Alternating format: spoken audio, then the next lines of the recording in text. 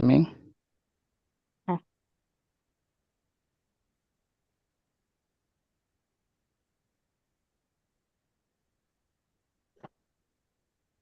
Okay, here we go. Okay.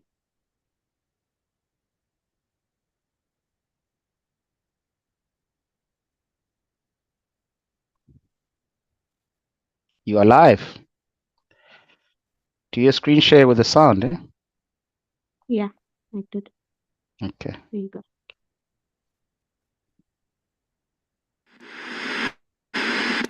For the first time in South Africa, a live performance mid-flight at 30,000 feet. To kick off this groundbreaking innovation is 27-year-old Divine Mahara. This is also the former Zimbabwe's Got Talent winner's first ride on a plane ever.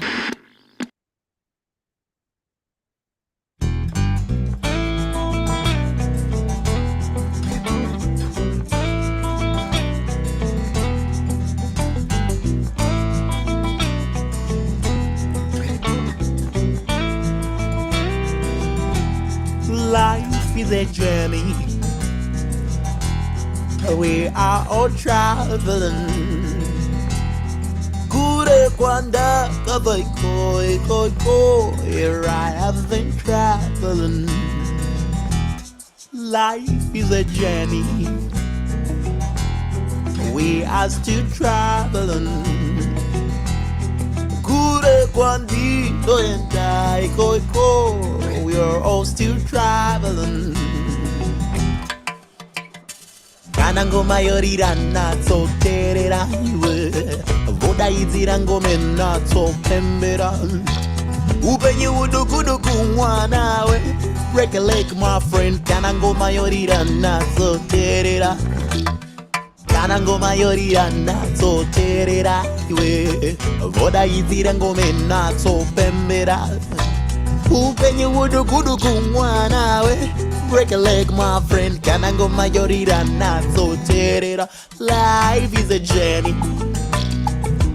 Yeah, we are all traveling. Kure kwanda kabai koi. Here I have been traveling. Oh, life is a journey. We are still traveling. Kure kwati no endai koi. Yeah, we are all still traveling. Kanango mayorira natso terera iwe. Voda izira ngome natso pembera iwe. Upenye udukuduku mwanawe. Break a leg, my friend. Kanango mayorira natso terera iwe. Kanango mayorira natso terera iwe. Voda izira ngome natso pembera. Upenye udukuduku mwanawe. Break a leg, my friend. Kanango mayorira natso terera iwe. Traveling. I have been traveling. We're still all traveling. Yes, I have been traveling.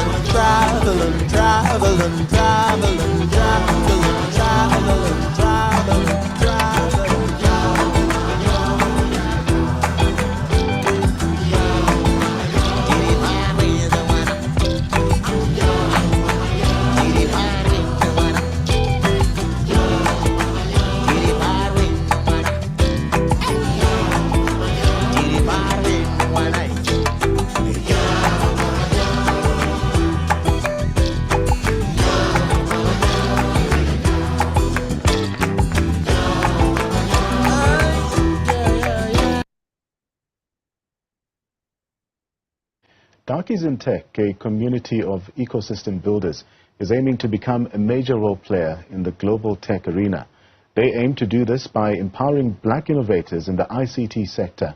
For more on this, we are joined by Ntsako Mkiba, the founder of Darkies in Tech. Ntsako, pleasure to have you on the program this afternoon, man. Firstly, tell us a bit more about how this initiative was actually founded. How did the brainwave come about?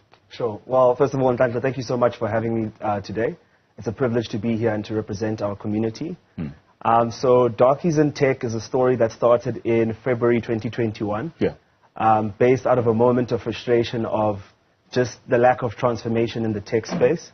So I'm a founder myself, and trying to build my business was very, very difficult.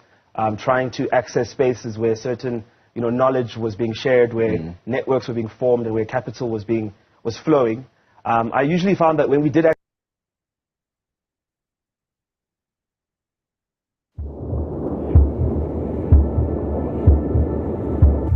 Our stories begin right here, and we never write them alone. Sometimes we write them with someone who puts our story first.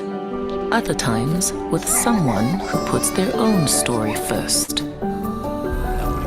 There will be pages we love to read again and again, and some we'll barely remember.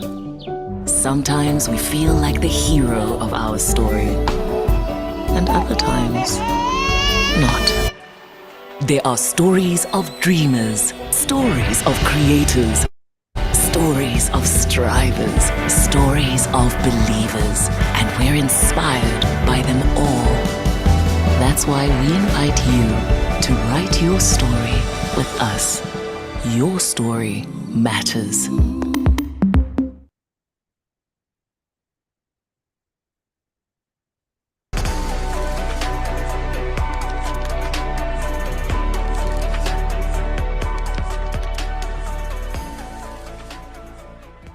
Hi, my name is Charles Oj. I'm the CEO of Hyber, a Pan-African innovation enterprise focused on delivering impact in Africa.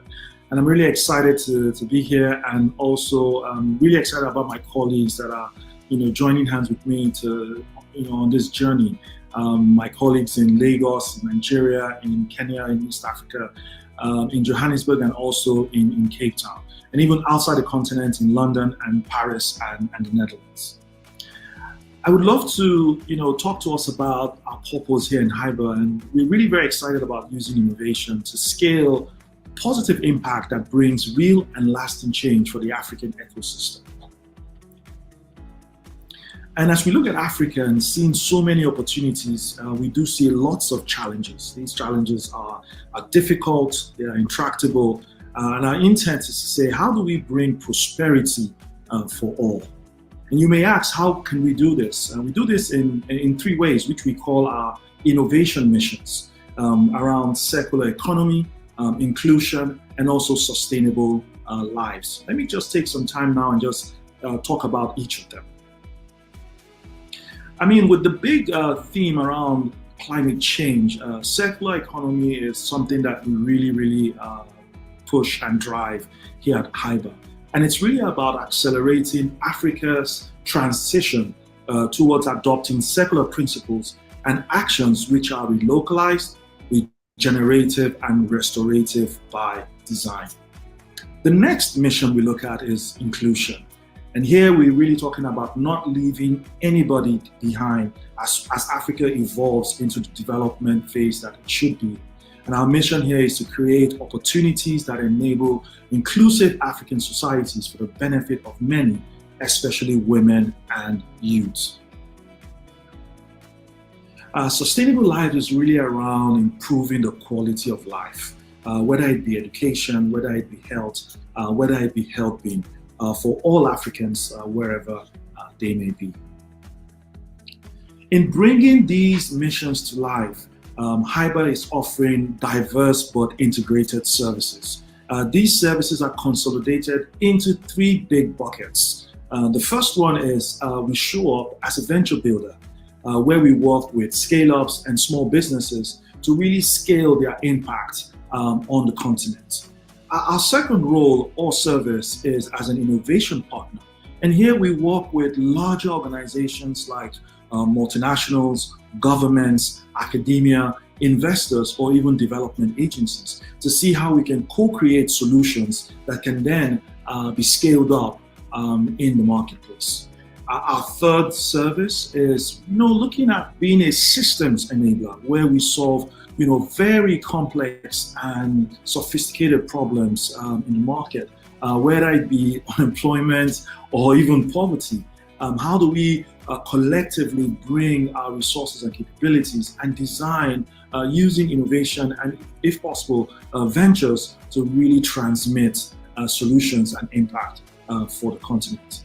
So we're really excited about our work at Hyber, and we're looking forward to partnering with you and talking with you as we transmit impact on the continent using innovation. Thank you.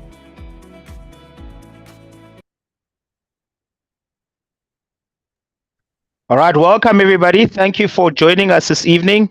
I know that nobody is here to hear us talk, so again, apologies for all the promos, but these things are possible through the efforts of partnerships and collaboration. So thanks once again to the team at the Darkers in Tech community, DIT, to Nsako and the team for always being part of these sessions for us for the past 3 years now.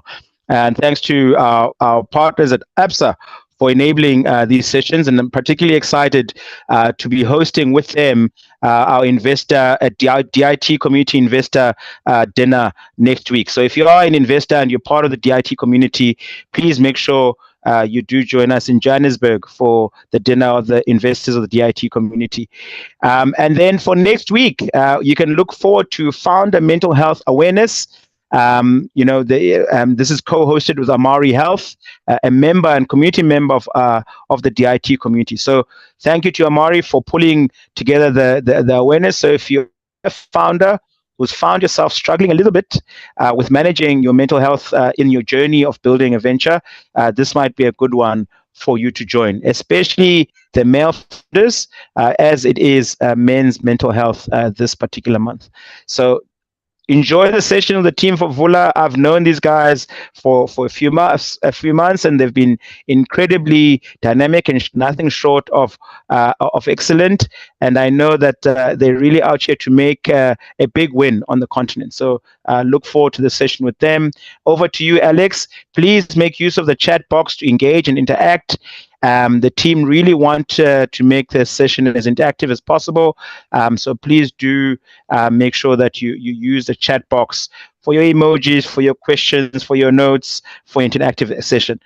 Nick, over to you, and enjoy the session, everybody. Thanks so much, Vu, and thank you so much to the DIT community for having us. Alex and I are always excited to be able to interact with our users, with entrepreneurs, with founders, with SME owners, who we all believe are the future for all of us. So thank you for having us. Thank you, Nsako. I can see you here as well. So really, really appreciate you all for being here. Okay, guys, we're about to talk about our journey as Vula and really beginning our business. We're going to take you through a couple of chapters of this. We'll start by telling you about our backstories, me and Alex, really where we came from, how we got to where we're at right now. Then we're going to talk about building our mission at Vula, how it is we even came to think about the solutions that we're creating around SME and startup funding. Then really the company journey so far. You know, last week we heard from Theo, and it was an incredibly inspirational talk for those of you who weren't able to join us. And that's really all of us as entrepreneurs hearing from someone who's already made it. This is very much a peer session where, you know, we're still on that journey. We're still pushing, we're still grinding every day. And really, instead of thinking this is a masterclass, this is really just us sharing our insights and our opportunities so far, so that we can have that shared experience all together. After that, we've got a cool demo to show you. So we're not just going to be speaking. This is not just tell, this is show as well. And so we're going to show you how Vula works and how Vula can work for you to help you find funding opportunities as an entrepreneur in South Africa or across the continent. And then we'll talk a little bit about what's next up for us. And if there's any time at the end, do some Q&A. So that's our roadmap for the day. I hope it's going to be exciting. And as Vu mentioned, please do use the chat box. If you have any questions, if you have any comments, or want to put anything forward, we'd always appreciate it. So my name is Nicholas Rohani. I'm the CEO of Vula, and I'm joined by Alex Goff, who's the CTO. Pleasure to see you all today. We're going to start with me because I've decided that that's how it is that I put this deck together. This is me as a baby. You can see I already was born in the West Rand of Johannesburg. You can see I'm representing the west side of Roodepoort. I was born, my parents are both originally from Iran, so Middle Eastern descent. And they moved to South Africa in 1984 at one of the worst periods of apartheid. And they lived in a township called Mututlum, which is now present day Brits. And they had met my dad, coming out of Iran, coming out of a country that had a revolution, really having to escape because of his faith. Went to Kenya, then tried to go to Nigeria. That didn't work out. Ended up going to Wales to study. That's where he met my mom. And then when they got married, they decided where in the world really needs help and service, and how can they serve best? And they decided to come to South Africa.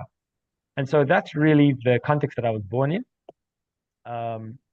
And I kind of see my life going through these three important stages. The first stage, which, I guess this is technically the first stage, but the first stage where I started learning about the world and how it works is my work in marketing and media. From a relatively young age, I was involved with a company called HDI Youth Marketeers. And their whole job was basically to get very young people who were not shy to share their opinions about big brands, about KFC's latest campaign, about what Microsoft was trying to do, about what YoTV was trying to promote. And they'd basically get these young people as young as 7 years old, and they'd put them around a table, and they'd say, watch this advert from SABC1 and tell us what you think. It was basically a focus group. But what happened over time is that they started to identify that there were some young people like me who wouldn't shut up. And they decided to create a junior board of directors. And these were young people who had a lot of opinions on media, on tech, on advertising, on the state of the country. And I think from a very young age, from about 7 years old, I was participating in these fora, speaking to CEOs, speaking to heads of marketing, really telling them my opinion as some little 7-year-old who knew nothing. And I think that from that young age, it kind of gave me the training to not be shy about what I feel or what I think, and basically wear my heart on my sleeve. That then took me to YoTV, where I hosted both Wild Room and a science and technology show called Blast for 2 years. And that was also an incredible experience, along with being a brand ambassador for Hip to Be Square, which was Mark Shuttleworth's science and technology promoting media house. So I was doing a lot of work in science and tech. I loved science. I was so fascinated by computers, by technology, and by the natural world. And thank you, Karabo, for the shout out to Wild Room. Appreciate you. Everybody's, it's always nice to remember the good times. But it's also important to say that, some of these opportunities, it's really interesting the types of people that they attract. So you can see in this photograph over here with me and these as a young boy, there's someone else also in this group who is Elijah Jian, who was actually on our DIT call last week and is the founder of Finter. And we actually knew each other since we were 14, 15 years old, and both part of this Hip to Be Square program. And so it's so interesting how even from a young age, people who are passionate about technology, about science, about being active in making the world a better place, sort of find each other. So that was an important, I think, growing era. The next era, I think, that was really important for me, and this also relates to what Theo was saying last week, is around creativity and around being multidisciplinary as an entrepreneur and as really a human being. So around my 17th birthday, I started picking up photography and the visual arts. And at that time, there wasn't a lot of, there wasn't a huge amount of photographers around Joburg. There wasn't a huge amount of really creative agencies that were kind of on the ground. They were either very big corporate agencies or just people kind of freelancing. And together with my friends Anthony Bila and Chisanga Mubanga, we began a group, really a creative group called the Uncultured Club. And that was really an important period for me as well, because it was my first, foray into real professional entrepreneurship at scale, serving large corporate clients, understanding what it is that people need, but at the same time, always challenging yourself creatively. It was also an incredible time to be in Johannesburg, especially a creative person in Johannesburg around 2010, 2011. There was a lot of, tourist money coming into the country because of the World Cup. There were a lot of media agencies that were interested in South Africans telling their story. And that meant that for those of us who were artists, who were poets, who were creatives in Johannesburg at that time, it was just a vibe. And that meant that you had these incredible spaces being opened up, having incredible experimental art spaces that were opening up near Neighborhoods Market or Fox Street, or these places historically that were actually like quite hectic, like in the middle of Hillbrow, when now they were starting to be really opened up, and the artists around Yeovil were being respected for the art that they were making. And that was a beautiful kind of artistic renaissance for Johannesburg. And I think for me as a young artist, as an entrepreneur, it was super inspiring. And that photography career actually carried me all the way through my university. While I was studying engineering at WITS, I was also working as a fashion and documentary photographer for Reuters. And that also meant that I was actually asked by the first organizers of Fees Must Fall at WITS to basically capture the protests from the students' point of view, because we also had a huge amount of media that were capturing the protests from maybe the external point of view, from the society's point of view, but we didn't really have anyone telling our stories as the students who were protesting. And so what that meant was that I also got this incredible opportunity to shoot inside in the heart of the Fees Must Fall movement for 2.5 years towards the end of my time at WITS. And it really highlighted to me the amount of frustration and the huge amount of talent, but the lack of opportunity and the lack of infrastructure that existed around young people in South Africa to be able to actually express their talents and use that for creating a better future for themselves and their families. And so this experience of being so close to Fees Must Fall, but at the same time, I'm doing a lot of work in townships across Johannesburg, Zandspruit, Itsoseng, as well as in Diepkloof with very young junior youth, and working in youth empowerment programs, and I'll speak about that in a second, really highlighted to me the importance of being able to understand what the needs are for young people across South Africa.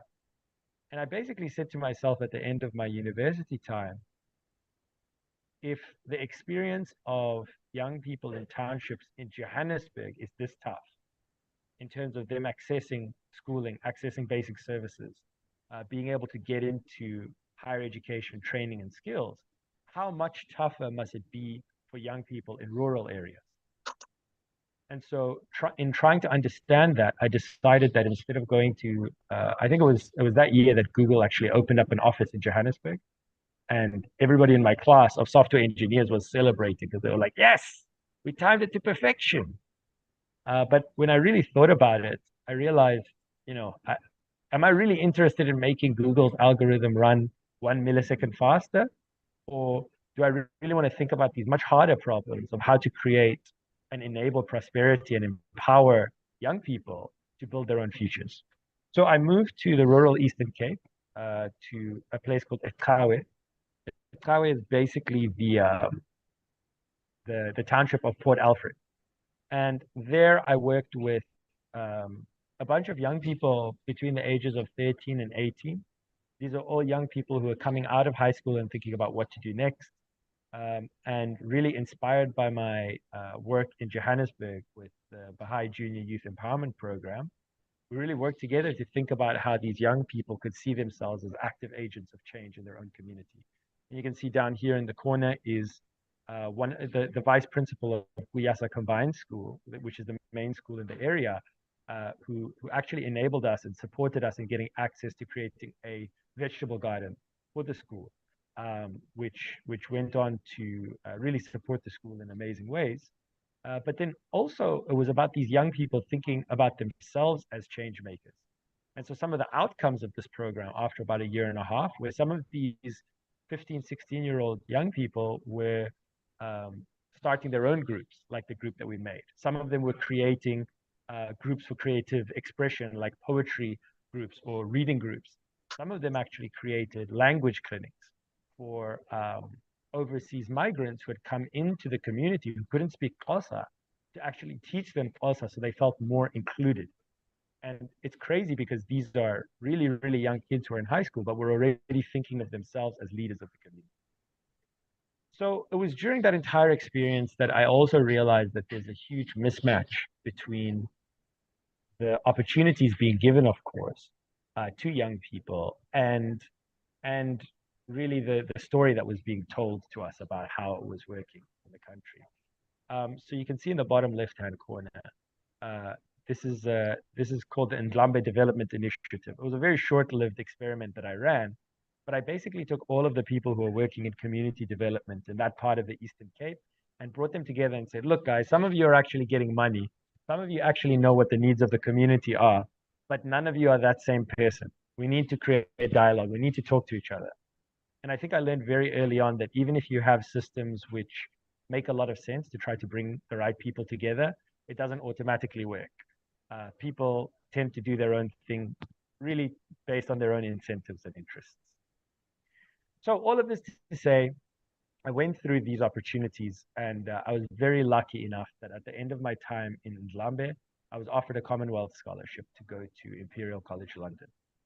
And so my kind of professional trajectory took me from WITS, where I studied software and electrical engineering, to Imperial College London, where I did my master's in sustainable energy futures. And then from there, got headhunted by McKinsey, where I worked across Africa and in London, first starting in private equity and in energy. And then once I sort of proved myself, moved on to African finance and development. And that experience was incredible because as I mentioned, I was based in the London office leading teams there, but then got to go out to Lagos in Nigeria to support SMEs and startups that were raising money, particularly manufacturing companies. And I got to get a first-hand experience of how African finance actually works and all of the difficulties around that. And we'll talk more about that, but that's really where I got to, where I said, okay, cool, I can't keep working this job. I've learned everything that I need to learn. It's time to dive into entrepreneurship seriously. And that's where I met Alex. So my story is less exciting, I would say, straight off the bat.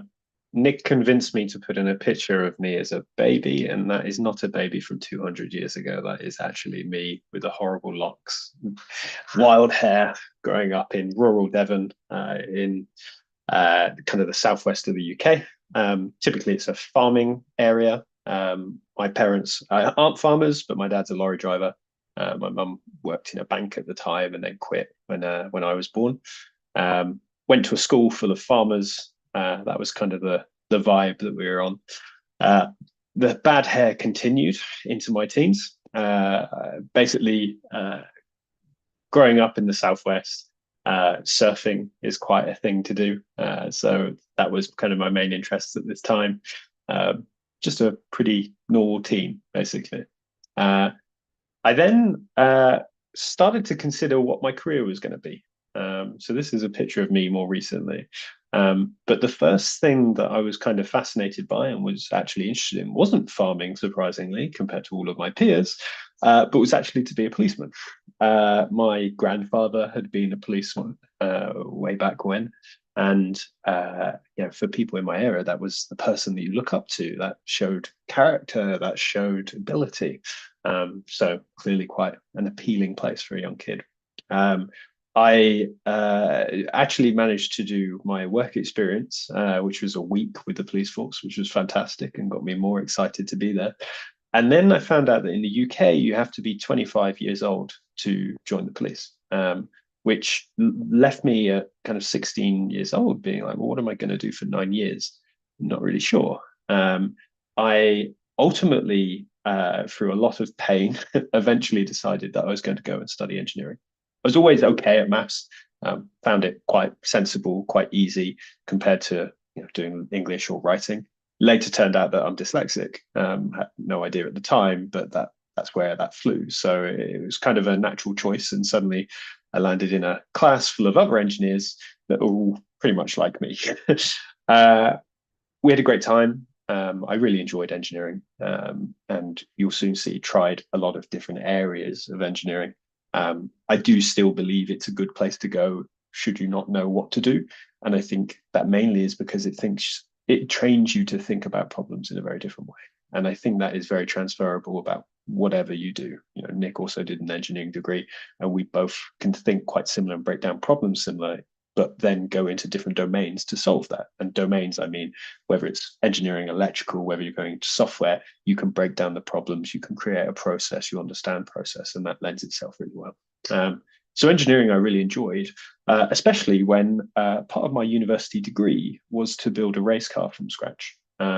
Very privileged, exciting thing to do. Basically, we were a startup within the university. We had to appeal and find funding, and we would then race at competition in the UK and across Europe. It is the feeder series for mechanical engineers going into F1 teams. So quite a few of my friends actually work in F1 now. That car that I'm sat in, we did race around Silverstone and then in the Czech Republic as well. And quite luckily, I think, managed to win the UK series. So pretty big time for me, a pretty exciting time, but also the most stressful time, as I was CEO of this racing team at that time. So technically building as well as raising money, as well as doing marketing, as well as everything else.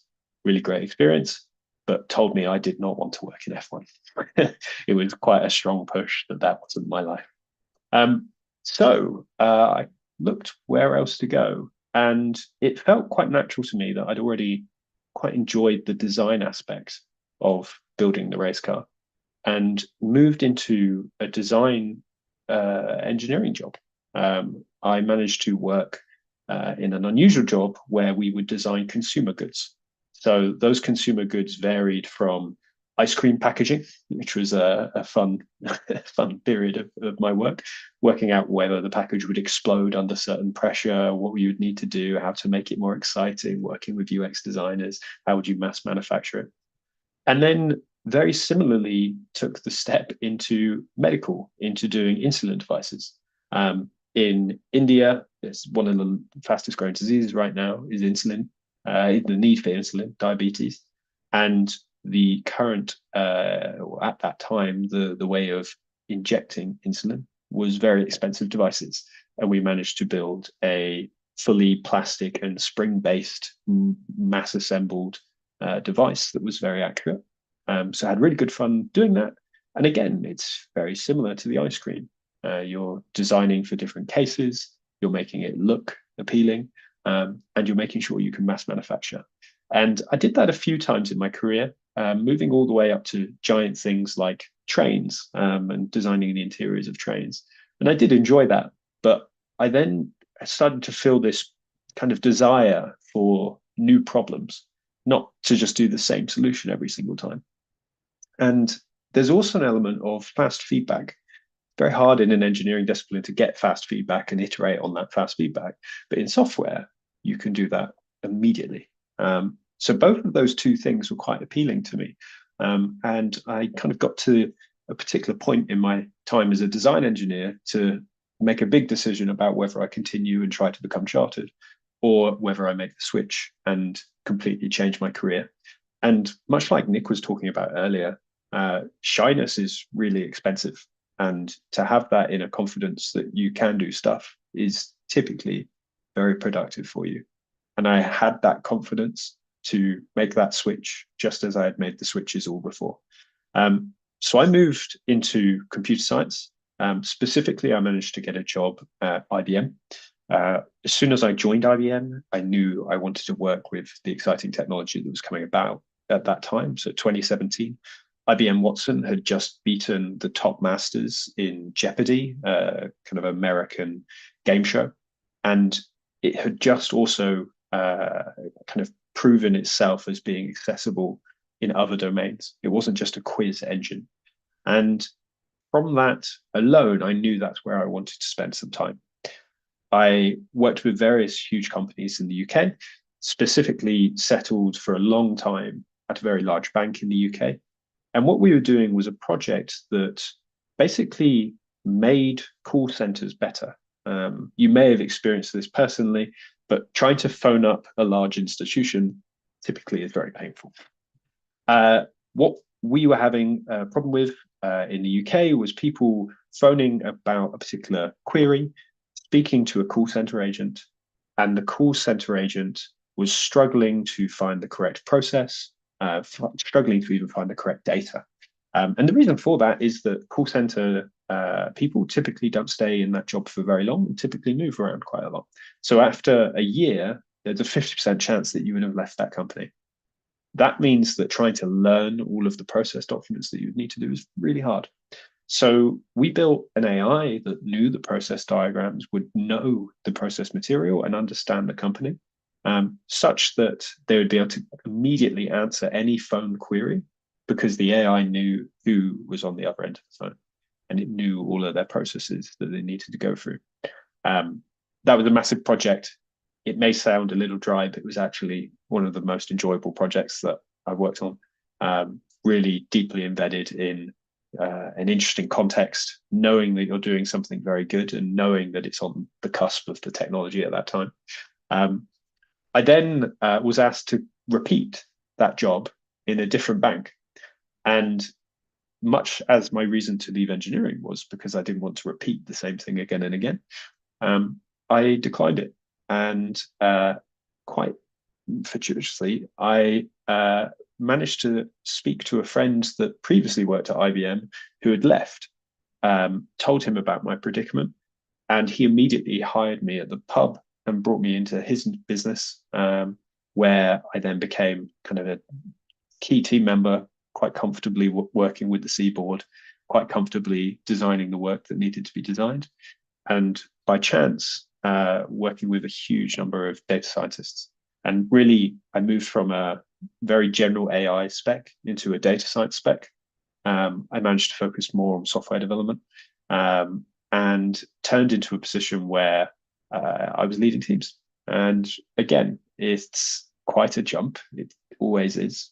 But having that confidence or knowing that shyness is extremely expensive and you have to be more comfortable, that demand kind of brought me out of my shell. Don't get me wrong, I'm still not an extrovert, but I'm much more comfortable.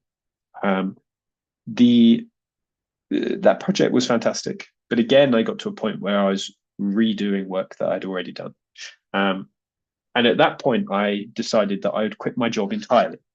I had been really looking for really meaningful, powerful work that would influence people's lives. I've wanted to do that for a huge amount of time, going way back to when I wanted to be a policeman. I wanted to help and be meaningful with the choices and career that I do. And the first thing I decided to build solo on my own was a time tracking app. It was really focused on productivity. I'm a bit of a productivity nut. And I built a business called Every Hour. The website is still live, though it's now free. I don't charge anymore. And grew that business to, I think, over 1,500 users, all every single day recording what they were doing. And the reason for that is for reflection. It helps you manage your day better. It helps you make better decisions throughout your day. I'd been doing this method for 7 years, and it's extremely powerful for me. So I wanted to share that. We built a community around it. There was a Reddit community. There's lots of people interested, involved. It felt really meaningful. But as with many early startups, marketing is extremely hard. I learned a lot from that.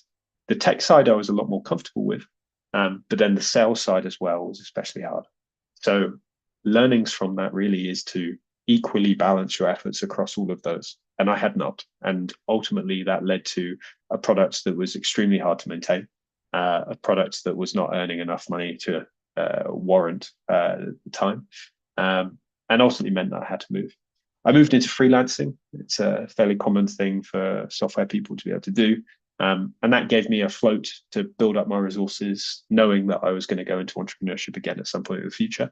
And I did. I then pivoted to a climate app. I was especially, and still am, very excited about meaningful work in the climate space. I think it is one of the most important things of our generation to be doing. And I consider Vula that to be as well. And we'll talk a bit about that later. But this product was a food diary, a way for you to record what you've eaten throughout the day. And I'd sourced a load of carbon data to be able to then report what individual food items do to your carbon budget throughout the day. Really interesting. You could then set to be carbon neutral with all of your food rather than move into a kind of low diet. But you also learn things like orange juice is typically worse for the environment than bacon in your breakfast. I'm thinking I'm full English here, but that purely is because orange juice typically is very heavy, takes up a lot more volume. There's many more oranges that go into orange juice, whereas bacon, typically you eat about 35 grams. So you're having easily 10 times, if not 20 times more orange juice, and hence the emissions are worse.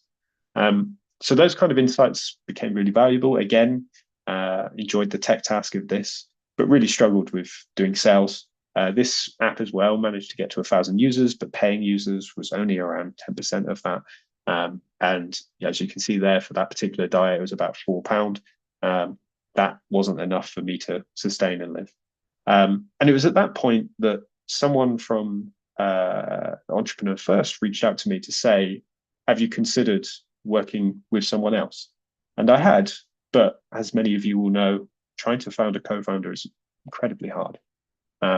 So I was dubious, but eventually did go to Entrepreneur First, and we'll speak about that as well in a minute. But the key thing that you probably can see from my career here is that building on a mission is extremely important to me.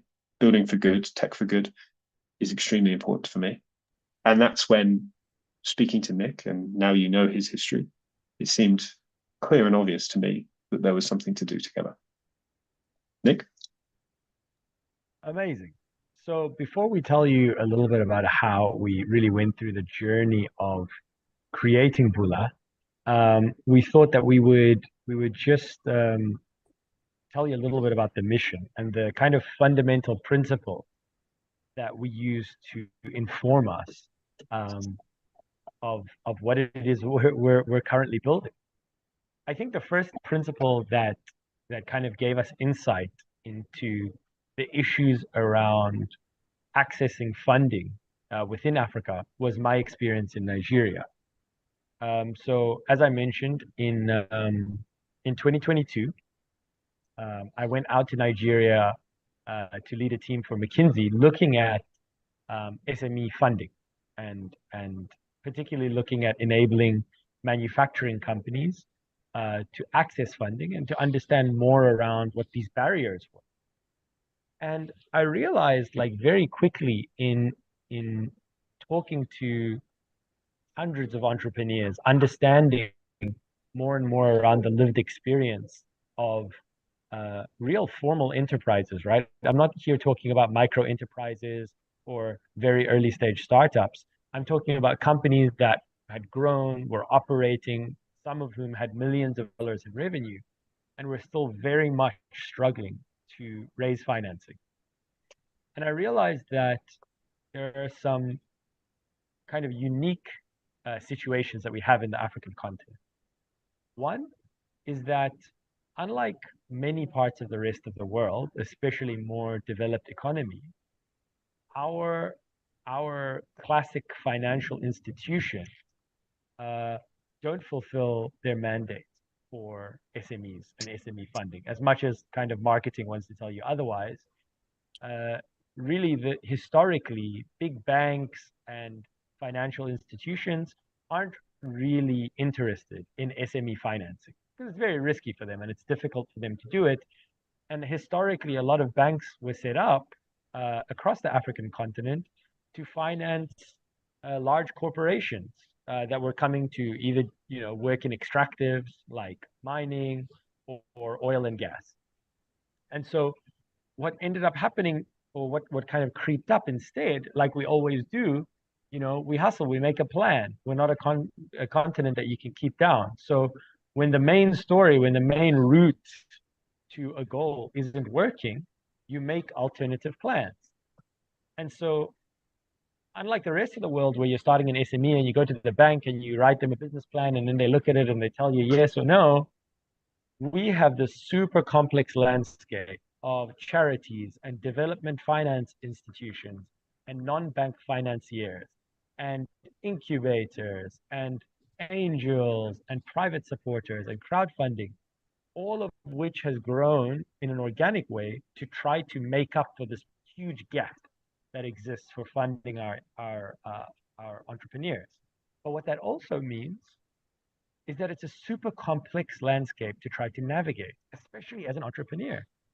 You're not sure where you're supposed to go to get funding, if you're eligible for funding, if it even makes sense for your business, who there is, what type of products exist, how they suit your business.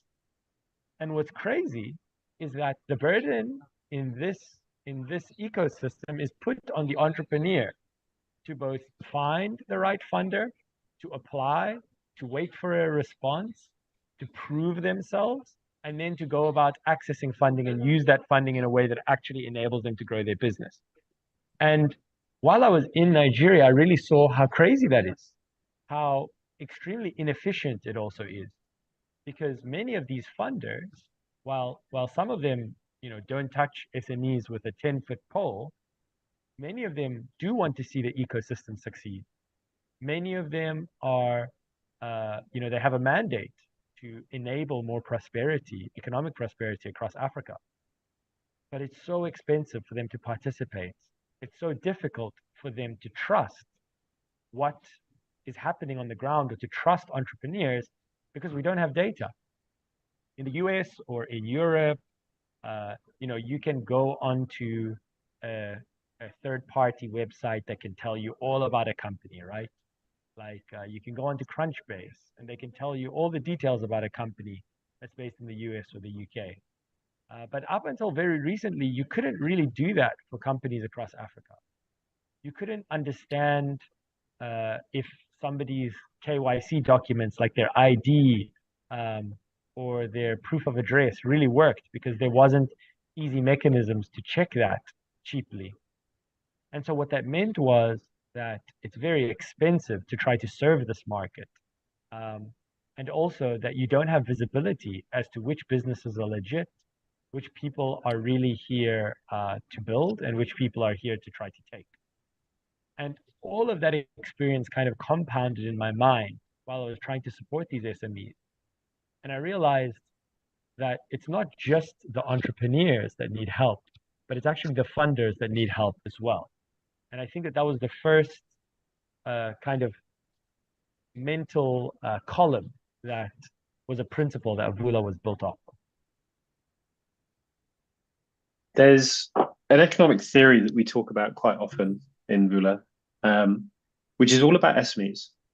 If we take a step further back than that, you could ask, why does the government want SMEs? And ultimately, it's because SMEs are better for an economy. They aren't multinationals, so they pay tax within the country.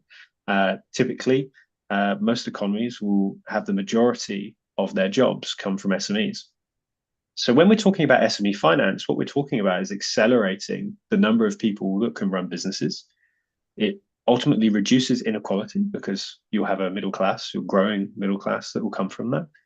And a government should function better because it will have more people supply taxes, it will have a more functioning, essentially political system, and hence a better demand upon it. the reason why SMEs are really crucial is actually coming down to demographics. So I want to talk about this theory called demographic dividends. As with theory of gravity, it seems to be commonplace everywhere. The shorthand of this is typically women would have a lot of children. And by a lot, the average kind of in the 1800s was 7 kids per woman. And we see that almost as a universal rule everywhere. Before there is a change in healthcare, typically 7 kids per woman. And I can see this in my own kind of family. My grandfather was one of 7 children.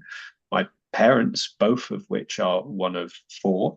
And then it's just myself and my sister, just 2. That flow is almost exactly what the demographic dividends predicts. It predicts in this chart essentially a death rate, which suddenly drops because of a change in healthcare. But that sudden drop in mortality, the number of children that are dying in before adulthood, that doesn't mean that suddenly we stop having 7 children. There's still a cultural pressure to have as many children as we did. It's just all of them have survived. And then you go to the next generation, and that's slightly different. There seems a waning pressure to have as many as 7 kids. And ultimately, 2 generations later, almost always, the average woman will have 2 kids. Because of this miss in, not miss, but because of this difference in the number of children surviving and the number of children that are being born, that difference explodes the population very quickly. You can see it kind of in this blue chart. Suddenly, a huge number of children are being born. And we've seen this demographic change play out in different continents, in different countries, again and again and again. This is China versus Japan. Japan went through an earlier stage of modernization. It came with a modern healthcare, and as such, its baby boom, essentially, came earlier. Japan is now at a stage, if we look around 2025, where it's coming back to kind of pre-baby boom. 60% of people are of working age. But going back only 20 years, you could see it was much greater than that, nearly 70%. And that means that there are more, essentially, taxes that are operating. There are more productivity within a country. And generally, that means economically, lives get much better. China, though later, has also received this. And we can see that where we are today. We've just passed peak Chinese population. And from now on, it will be declining over time in terms of the workforce. But again, healthcare works on both ends when you're born and when you are aging. So now you get to a point where there will be a lower proportion of people working than there has been. And we've seen that across Europe. We've seen it in Japan and China. And we are now at a point where we're seeing this almost globally. And I say almost because we've seen it everywhere but Africa and South America right now. Why am I bringing this up at all? The productive and ultimately the countries where life expectancy and just life quality more generally has improved the most has been in those countries where business has been able to thrive. Because without business, you have less money to go around, you have less ability to spend on taxes, you have less ability to grow your wealth, and ultimately have a more equal society. All of this is a long way to say that right now, the average age across Africa is younger than anywhere else in the world. And we need to have SMEs, small businesses, young businesses working, innovating, and really exciting the world, because we're going to be needing it. It's going to be the only continent that's going through this change. And as such, we need to make it so that we can get as much of the demographic dividends as we can. We can get the most potential out of this baby boom that we're going to have. And that is a reason why we see the troubles that SMEs are having. We can see and project the troubles that will continue to happen over the next 10 years. But we know we need to work now to make sure that the foundation's there so that people can access finance easier, can build their businesses quicker, and ultimately can build the best societies. So that's a really strong kind of compelling reason behind our mission, which is not only the stories that we hear, but also projecting the stories that are going to happen in the next 10 years. And this is, this is like this tweet from Justin Norman, who I think wraps up exactly what Alex is saying. It's like, in the end, over the next 10 years, Africa is going to be adding more young people to the global workforce than the rest of the world combined.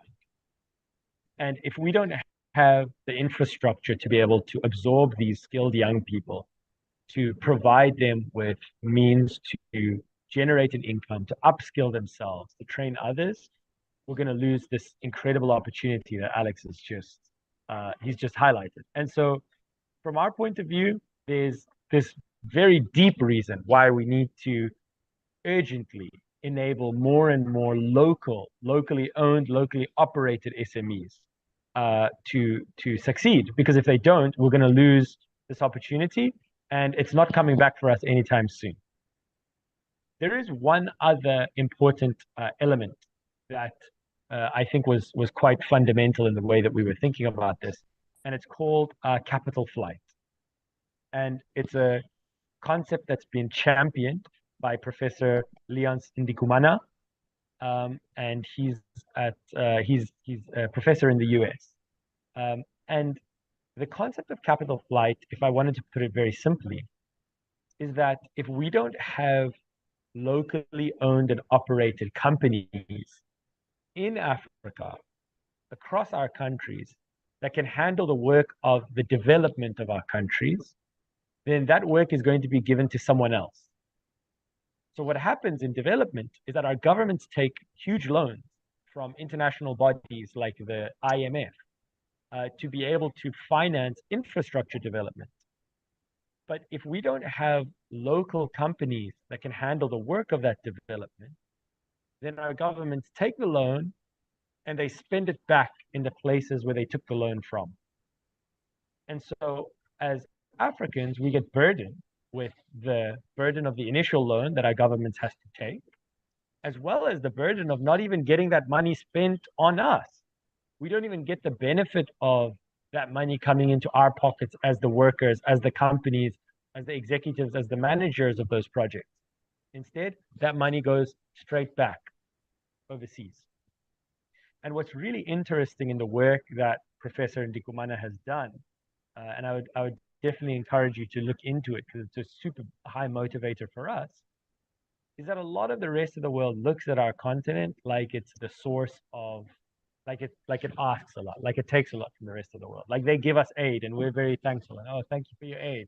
Thank you for your charity. Thank you for giving us. But the reality is that if you take capital flight into account and the lost tax revenues from the fact that work and money that should be coming into Africa, in fact, goes back out, Africa would be a net contributor to the world in terms of GDP. And that's really important for us because from a Vula point of view, a huge part of enabling successful and thriving SME ecosystems and growing SMEs to get from micro to small, small to medium, and medium to large enterprises is the question of financing and investor support. And if we're able to lower the barriers of what it means to access financing, then we're also able to create these ecosystems where we have more and more large enterprises by us, for us, doing the work of our own development, so that as Africans, we're not passive observers of the process of our own development, but instead we're active agents and protagonists of our own development. So we've been speaking a lot here, yet we haven't really said what we do yet. And that has been by design. We want you guys to understand the challenges and the things that motivate us so that you can understand the business that we're going to be building over the next 10 years. Ultimately, we're taking both of our experiences, both of our motivations and combining them into one company. That's the short answer here. So Nick's understanding of finance across Africa, my understanding of AI and the assistance of AI to doing procedural work, and then combining that into a tool that helps not only SMEs, but also the people that should be funding SMEs. And that may sound unusual at first, but ultimately the point in which money gets stuck is usually in the assessment and then distribution of money. So if there is one pot of money that needs to be given out as a loan, for example, you can give that out once. And if your cycle takes a year, that's all you do all year. But if that cycle can be reduced, and by reduced, we reduce the assessment times, we can increase the amount of money that's going into the system without actually increasing the amount of money that came into the system for that year. The idea here is that everything we want to do should be multiplicative. The idea that if it can be faster and if it can be more attractive, more money will flow. So a bit of the company journey of how we've been moving through this. Everything is super messy. There's a really good book called The Messy Middle. Got it here. Would recommend you guys reading. It is fantastic. It's by the guy who started Dribbble, which ultimately was bought by Adobe. It talks about the challenges that go through in a business, how it starts, how you pivot, how things change. It's a really fantastic collection of thoughts that will reassure you when you're on this journey, and it has done for us. We started initially in Entrepreneur First. We just spoke about this earlier. It is in many ways Love Island, and however that translates. It's an idea where you all get into a room, you have no idea who's going to be there, and you essentially mix until you want to pair up with someone. And that's basically how Nick and I paired up. Each of us would have conversations, but ultimately there was no one else in the room that would excite us in the same way that we thought we could build a business with them. We didn't know what that business was yet, but we knew that that was the place to go. And what they really challenge you with doing is kind of threefold. One is running into the spike. If there's something you think will kill you, you need to find that out first, more than anything else. So the initial idea that Nick and I had was around carbon credits, whether we could solve the transaction of carbon credits across Africa and help a European system so that money can be traded for carbon credits. We ran into that spike immediately and found out that ultimately there was no room for that for another 5 to 8 years. And we, despite not knowing exactly how to start with that, managed to quickly find people that could tell us about that we could learn from, and then killed that company idea within a week. It was an incredible kind of challenge, but that comes into the second part. You need to earn the no to be able to move forwards. No's almost always are as valuable as yeses, because they tell you the position that you should be in and where you should be going afterwards. And you need to be learning from each step here.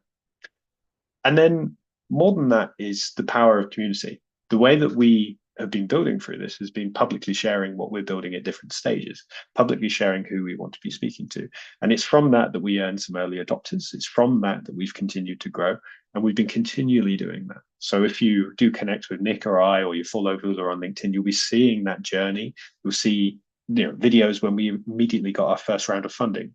You'll see videos where things did not work and we had to change.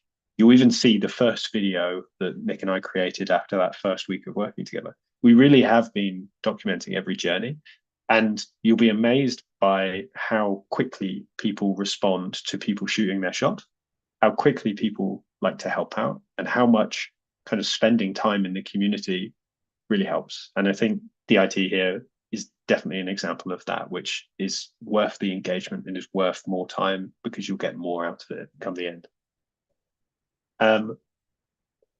So what did we start with? After the carbon credits idea, we started to speak to different African entrepreneurs and try to understand what challenges that they had. And a few times we were hearing problems with African finance.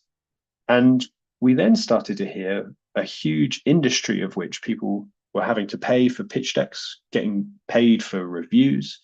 We saw a cottage industry of consultants that were involved. There seemed to be a lot of pressure on raising that money and specifically perfecting a pitch deck. And we thought we could solve that. It is one of those industries where there is sound advice that you can learn. I presume we all know Vu very well here. He can attest to this. There is a huge amount of information around what is best. And we essentially trained an AI to be able to review a pitch deck and then create a pitch deck. But the challenge with this is, what's your monetization? You know, we managed to build the tech side, or understand that we could build the tech side. We managed to understand that we could market it, but could we actually gain sales from it? And we quickly learned that the VC world is quite small. There's only a small proportion of people that are trying to appeal to VCs and would be willing to pay for these kind of services, despite it being a service which is always quite hard. Creating value versus capturing value is incredibly important as well. If we can save someone 2 weeks of messing around on PowerPoint, that's huge value for them. But can we capture any of that back? We found that we could not in this area. And more than that, excitement about what you're building does not mean that that is a business. We had a lot of excitement around this and we spent some time going into it.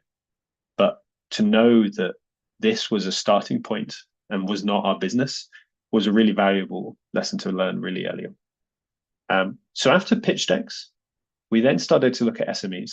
And this is where our research into demographic dividends, into capital flight became really important, because we started to understand the circumstance in which we were working. This is the most important problem that we can think. The SME industry is an unusual one in that many people don't think it's very sexy. And more we hear this, you know, why are you working there? No, there's more stuff in here. You can do this. It is a total lie. The most boring of industries are the ones that people are willing to pay for you to fix. And it happens again and again. If you are doing a job that you hate, or there is a process which you hate, you are much more likely to pay to solve that process than something that is exciting to do, but is still hard work to do. We learn as well the amount of impact that we can have. Again, looking at demographic dividends and capital flight, but more than that, the stories of the founders that we were working with in our early work, really trying to help individual founders. And that alone is really fuel for motivation. And then finally, computer literacy isn't a thing anymore. The majority of the people that we were speaking to that were finding businesses already knew how to use these tools. And that was a learning that we didn't know, and we had to learn. So really carrying that, running into the spike position on again and again. So if you're sat there knowing there's a particular question that you need to answer, our advice would be to run into it. If that pops your bubble, you're going to continue. You'll find something next. Do you want to talk about this one, Nick, or is this still me? Yeah, sure. Happy to talk about it. So what we realized after starting to focus more on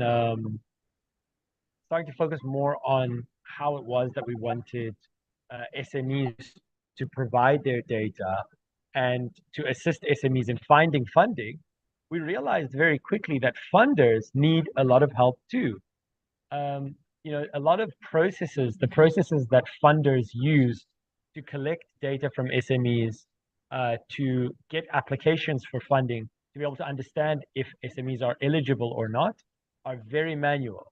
Their back office processes are very manual and slow and expensive.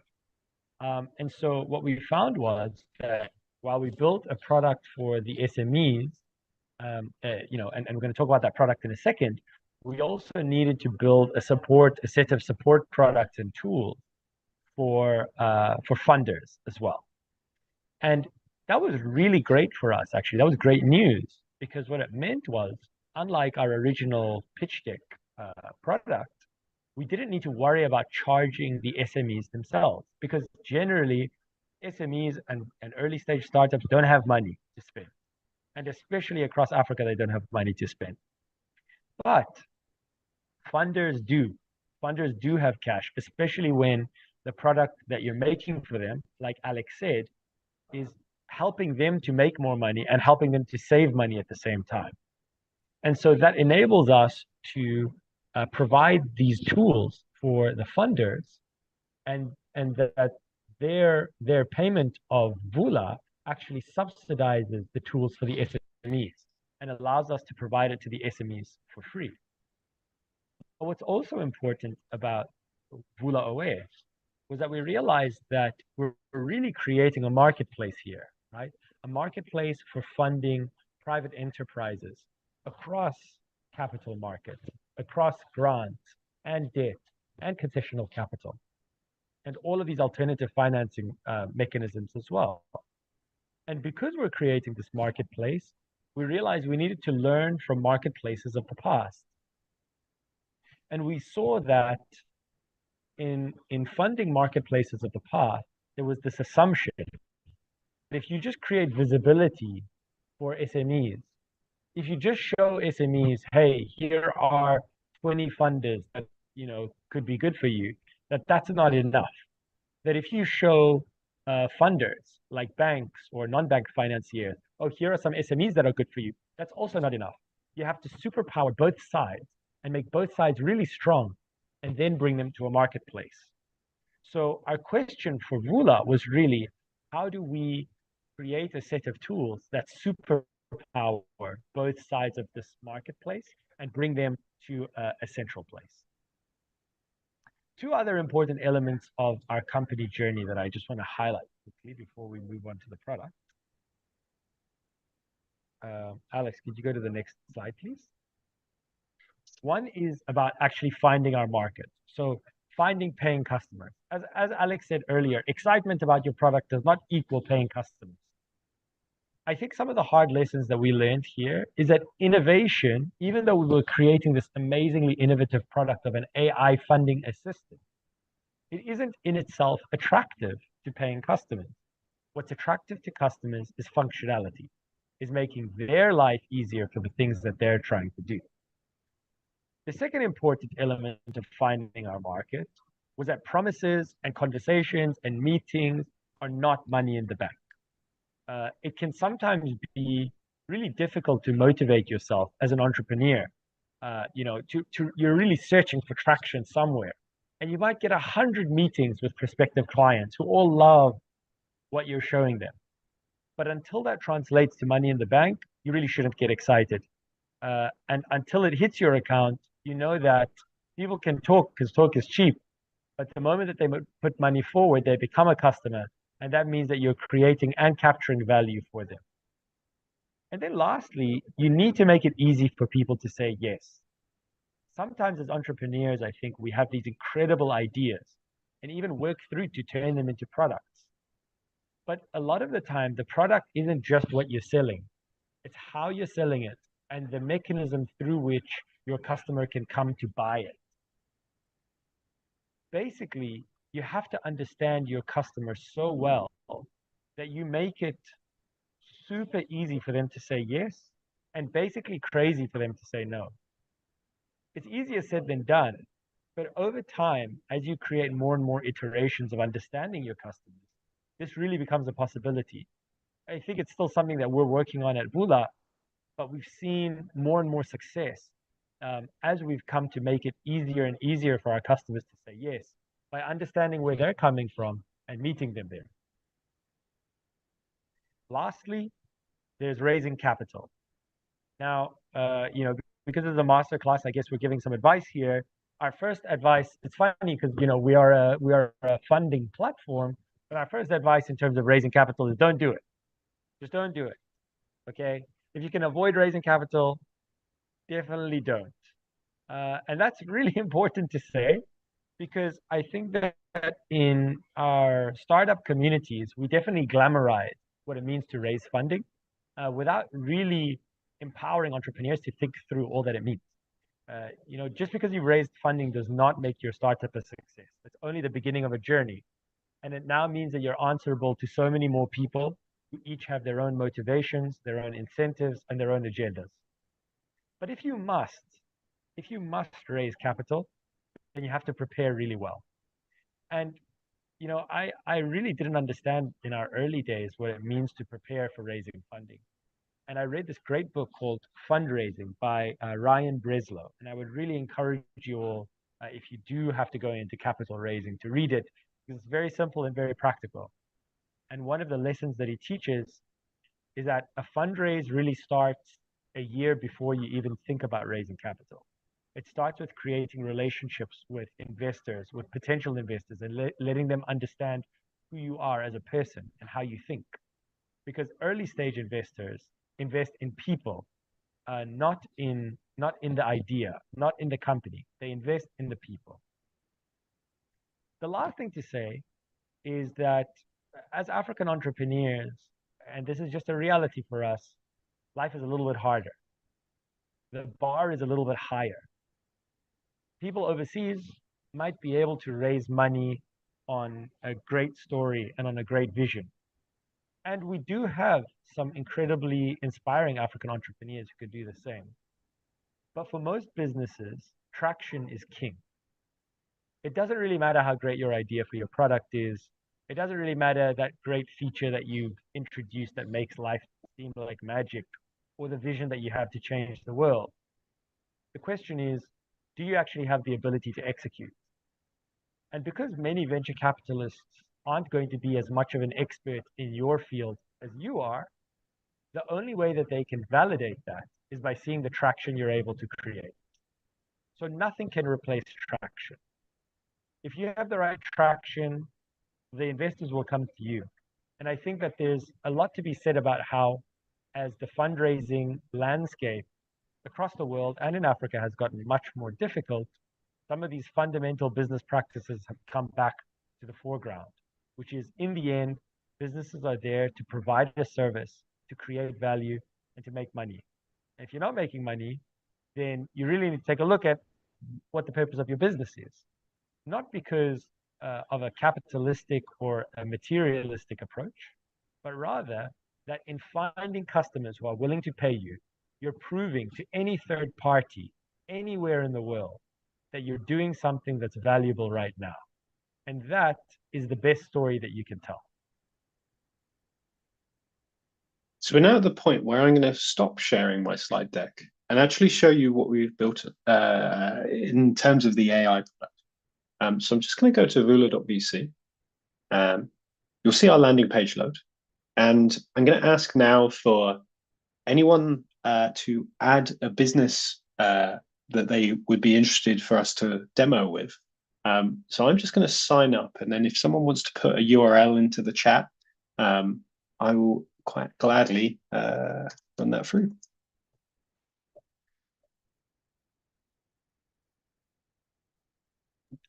So guys, just to reiterate, Alex is asking for a website of a company that you like, or even your own company, so that we can show you some of the magic of Vula. Perfect. Thank you very much. I'm now going to put that one in. So Payshow, I'm going to click submit here. Let's have a look ourselves about what this company is. So buy and sell, complete peace of mind, escrow. Cool. Awesome. Okay, cool. Clear to me. It's an escrow site. Very nice. Now let's go back to Vula. So what we did is we put the URL in, and Vula is now going to be jumping through the website, reading what the company is, extracting the key information out, and then training itself on the information that is retrieved. And that training is the really important part of this. It's where it learns what this business does, and it begins to start searching the internet for the different grants that would be applicable to that business. You can think of this as having a third party come in, jump onto the website, and spend time actually understanding that business. The reason why we get an AI to do it is it means that you can continually build that profile of data again and again and again to really refine the knowledge that you have around that business. And moving forwards, how do we accelerate SME funding? Well, we move to a point where you can apply using just your user, basically. You can apply, no. So as demos go, Vula's not enjoyed that. So I'm going to put this in, what's the company called? Payshow. I'm just going to copy all of the text off the page. Oh, cool, it did come in. Escrow service. Oh, perfect, cool. So it did work eventually. Took a little bit long, but had my heart attack. I'm fine now. So Payshow, it's understood what the logo is, managed to pull that from the website. It's also then written an elevator pitch to confirm to you that you understand this business. The Payshow South African escrow service for buyers and sellers. Beautiful. And you can edit this as well. So you could have more specifically, we work with 20,000 users, whatever you would want to add into this. Wow, Bongani, 20,000 users, incredible.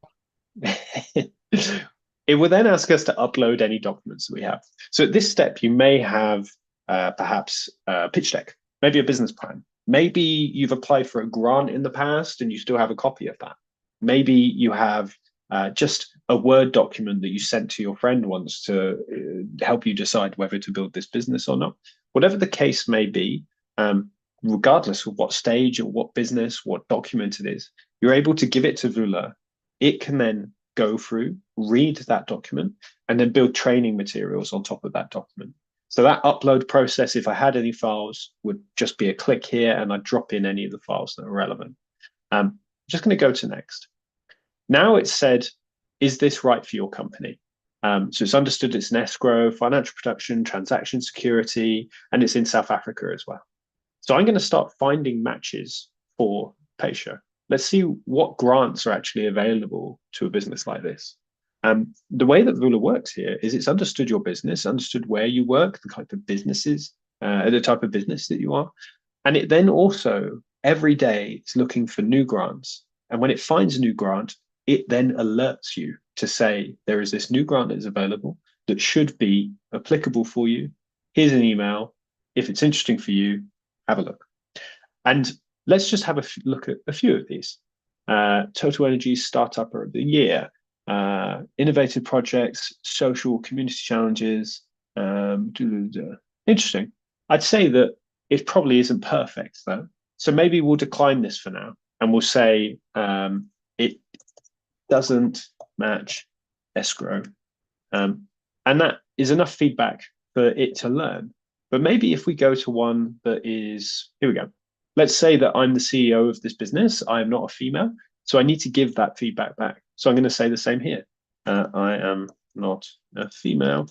That will then retrain Vula, start understanding these principles and be able to better match you in the future. Now let's find one that actually might be applicable. So develop PPP. This is one that I know that's pretty universal. It's a German goal, really focused on sustainable development goals.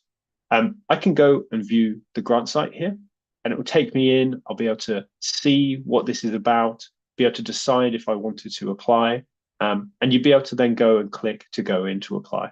And it's asking me to log in and register, and I can do all of that. But what I could also do is go back to Vula and take the application questions from that website and get Vula to draft them for me. So inside of here, let's say one of the questions is, what sustainable development goals do we address? Vula has been trained on all of that information, the website, the documents that you've uploaded, and it's able to actually return drafts of answers that then speed up how you apply. All of us have probably gone through that experience where we've written the perfect answer.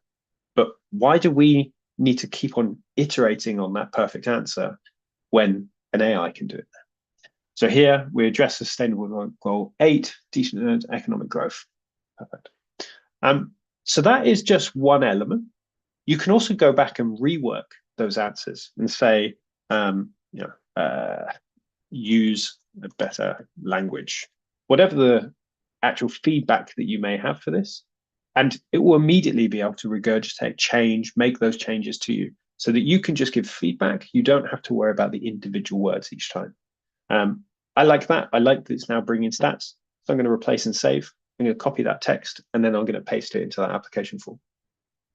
These are just the grant behaviors that we have inside of Vula. I'm going to go home now and show you the other options that we have. And this touches across the whole funding stack. And that's where we're interested at the moment. And there's a good reason for that. It's because each step that you take with Vula is an investment into Vula's knowledge, helps Vula know you better, and helps it work better for you in the future. So off the back of asking Vula to help, I'm going to ask it, what should we do for marketing? And Vula will then understand your business, and you'll be able to have an actual conversation with a GPT that understands what you're doing. Trust and order, save fund party, showcase your tool reviews for along with testimonials. Lovely. I'm also going to go and build a pitch deck with Vula. We mentioned this earlier. We did find that that wasn't a business on its own, but it was a fantastic way to build training material for an AI to be able to build an understanding of your business. So inside of here, you and the AI together can build a pitch deck. This would be the landing page. You then go into the problem. You then would go into the solution. With each of these, you can regenerate or just make direct changes. But with each step that you're taking through here, you're providing Vula more and more knowledge about you. We also have the investor memo, and this can be used when you're sending out a short brief to an investor. You one click, and suddenly you have an understanding of market size, problem, solution. And with each of these, an AI is there to help. It's not the one answer. You have to go in and be able to justify these numbers because you're going to be asked for them. But it gives you an idea and it helps you structure your answers much better. And then finally, the only thing I want to add here is we've already spoken about this, but as you build up that information and as Vula learns more, it can also provide more. So you can see, for instance, with this investor memo for Paysure, competition, it's saying, look, we don't have any information on competition.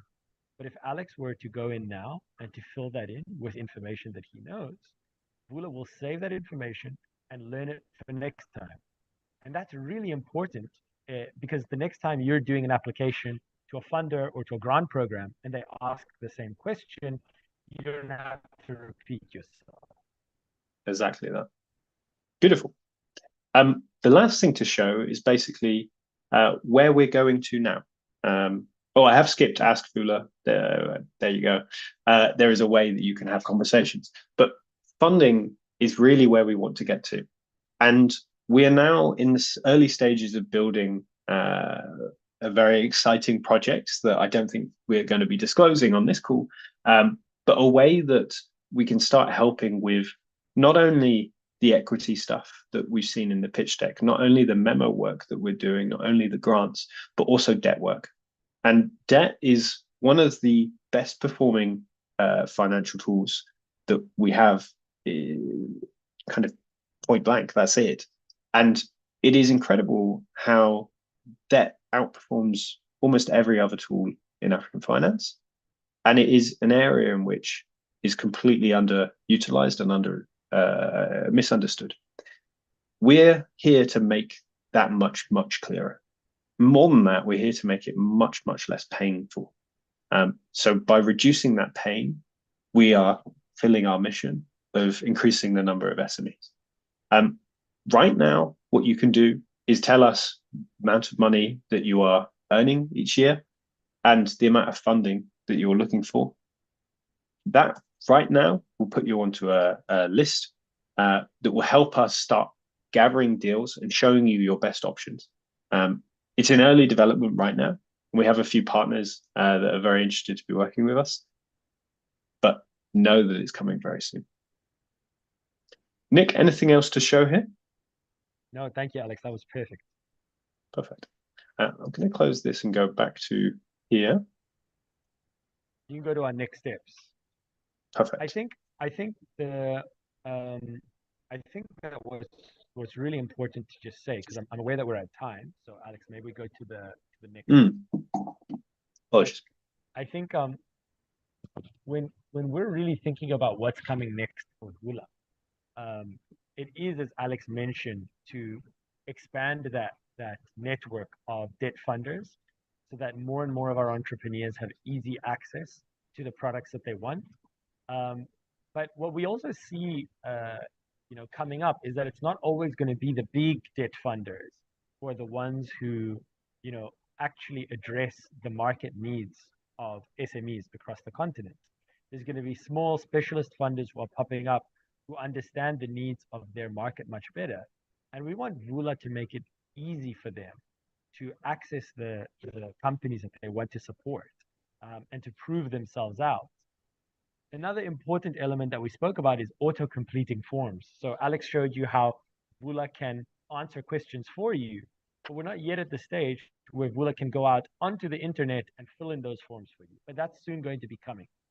And then the last step is to really expand the database, because our vision for what Vula becomes is really your single source of truth about your business, and single source of checking which funders, which opportunities exist for you at any one time.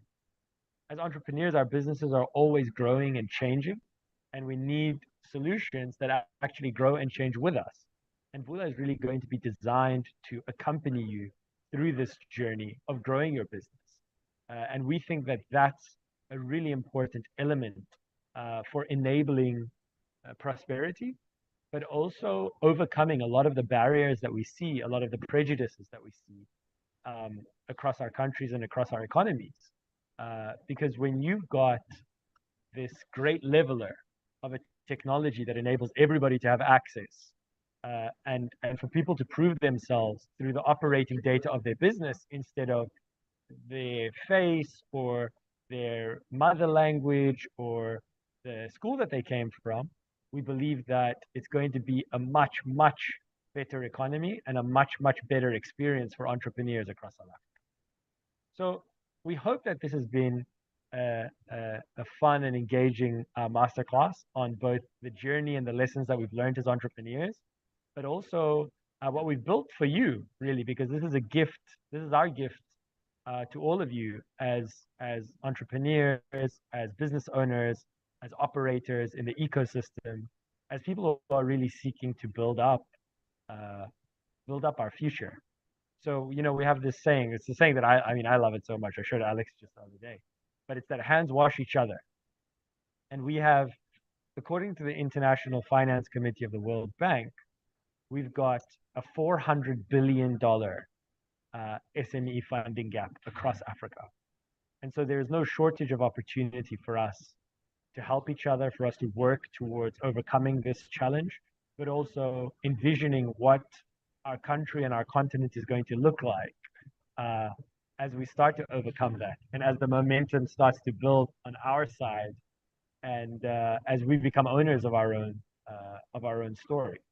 So we really welcome you to go out and try Vula. It's free, as has been mentioned in the chat box. It's free for SMEs, and really, we're always open. We're always at your service, open for taking feedback, and we really appreciate having had this forum to talk to DIT. Thank you so much to Vu and Purile for organizing, and yeah, please keep in touch. I see that Alex is addressing some questions in the chat, but I guess we can take a couple more minutes if anybody wants to ask any questions live now that we've come to the end of our presentation.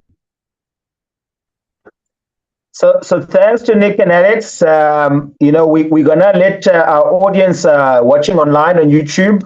We're gonna let you guys go to then continue the Q&A here on the Zoom session. For those who took the time to join the interactive Zoom session, we're gonna do the Q&A here. But thanks to everybody who took the time to join. Do remember to join us next week for our mental health wellness awareness session with Amari Health, another DIT community member that's doing amazing things. So look out for that next week, and do RSVP in the same URL that you found with that. With that, thanks to our friends on the YouTube. Thank you for taking the time to join. I trust you've enjoyed the session. Good night to you guys, and then For the guys on the Zoom, stay in for another 30 minutes